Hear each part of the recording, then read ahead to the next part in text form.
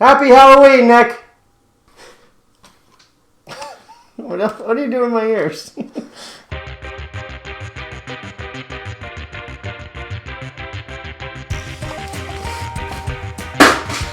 of that. Hey, everyone. Hey, Joe. Cheers. Cheers. I'm a drunk nerd. I'm a sober nerd. And today we bring to you a new format. Rather than doing like kind of one long review of one thing, we're going to do just change it up, talk about a bunch of stuff, and just have a little more fun, be a little less going on 3-minute rants about how I don't like the way lakes are built in Jurassic World. What are we going to cover, Joe? Well, first of all, we're going to cover every single spoiler. All the spoilers for all the things that we talk about. I mean, yeah. All of them. We're still going to time this mess, because it's still going to be a mess. We're going to make an extra special mess as we carve pumpkins, a traditional favorite of people across the land. Of things in October. I have bought special tools for this occasion. Oh, those are sharp. It's going to be a running bet of how many fingers I lose in this episode. There will be blood. Oh. I did it! Did you have to do that while I was choking to death? Yeah. Listen, I do most things while you're choking to death. This time I'm drinking vodka and red. I'm drinking Gold Peak's finest green tea. You and your green tea, bro. Not a sponsor. Not yet. You could be. This episode is sponsored by pumpkins. That's a nice pick. Straight up. Yeah. That's going through your hand today. Don't tease.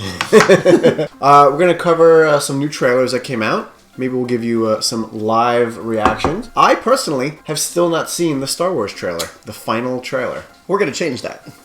I'm glad I get to hold this. It's nice. Oh, sure. Feeling. Force jumping. Force jumping. The force brought us together.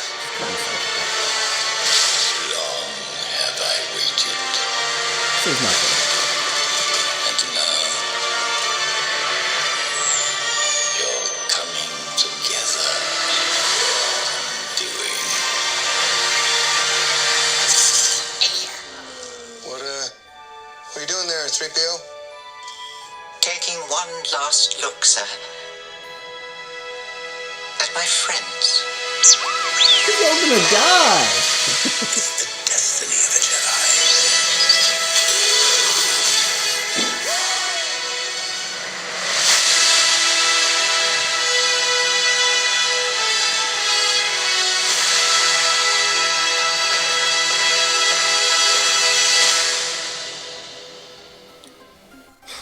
So I got a question for you, Nick.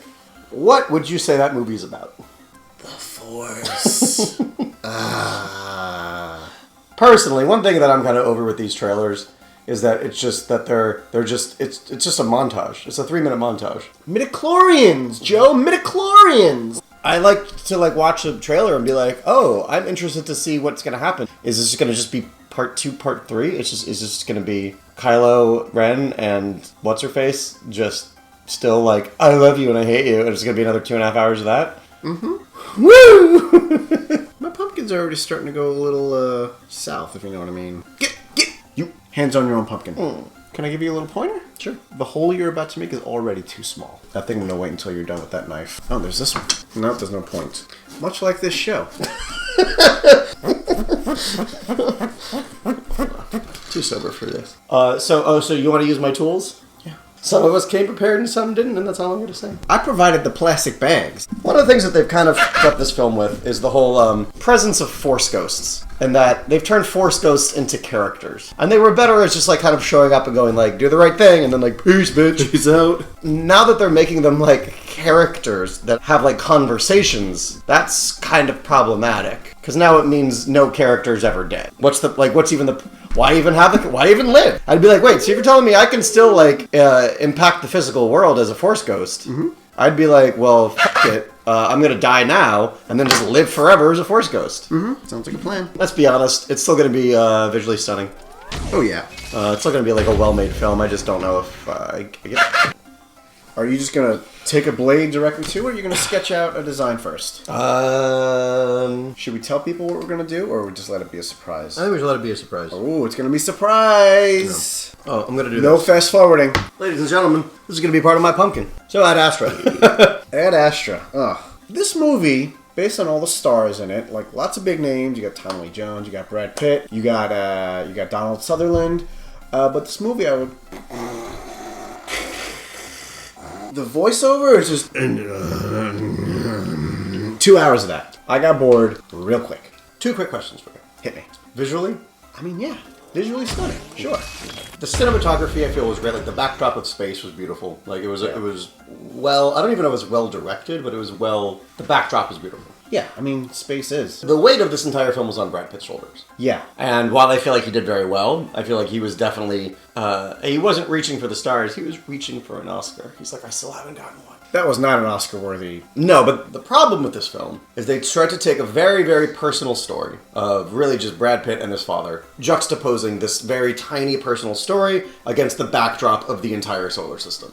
The execution was very bad. The story was too small. This was something you could have knocked this out in like a 45-minute like Black Mirror episode. But I love when it gets there. It's like, we've got to go. Like, this is a man who's like demented, decades out there murdering his fucking crew to get the job done. Dad, we got to go. And he's like, meh.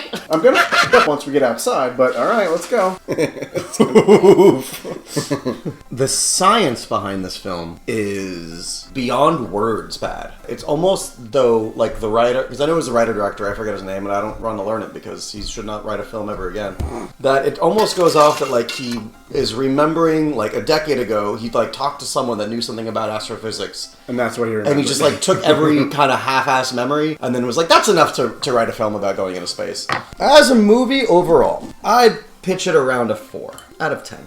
I give this stupid film There you go. 1.5 nuclear bombs out of 7 rotten pumpkins.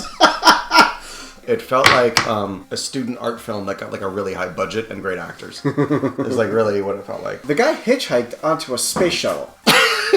I mean, yeah, it's a terrible movie. You're using the good tool. I just want you to know that. Actually, I can use this. Maybe it'll look better at night once it's lit up and from far away. I mean, look at it from back there. I mean, it looks like someone going, meh! But someone not necessarily who you want it to be. This might be the greatest pumpkin ever carved. I mean, it might be. It also might not be. Yeah, but the fact remains that it might be. Now that Nick is gone, I can tell you guys, I loved Ad Astra. Best film of the year. I cried twice. I mean, when you've seen them, you'll get it. I mean, it's moving. It's intense. While Nick's gone, I'm gonna get trashed. It is now time for our feature presentation, where we discuss, this is now, the ¡1 grossing R-rated film of all time. Really? Just surpassed Deadpool. So, that joke never gets old. Nick, before I get into anything, what do you think about Todd Phillips' Joker? I thought it was interesting. I would love to hear your thoughts. I generally don't like dramas. I like to just turn my brain off, watch action movies, comic book movies. I enjoyed the period piece, and anyone who knows the New York in the 1980s will say this was New York in the 1980s. The cop cars, subways, and it just had that overall crimey feel to it. Very pre-Giuliani. So in that respect, it's a period piece. We didn't have technology getting in the way of anything. It touched on a lot of social problems, such as mental illness and the disparity between the rich and the not-so-rich, and how those things sort of can intermingle. And how they grind together. yeah, so in that respect, I enjoyed it. Now, as far as Joaquin's Joker himself, I think the trickiest part when taking on that role is the laugh. I think he did good in that it's unnerving and yet still different than his predecessors. You're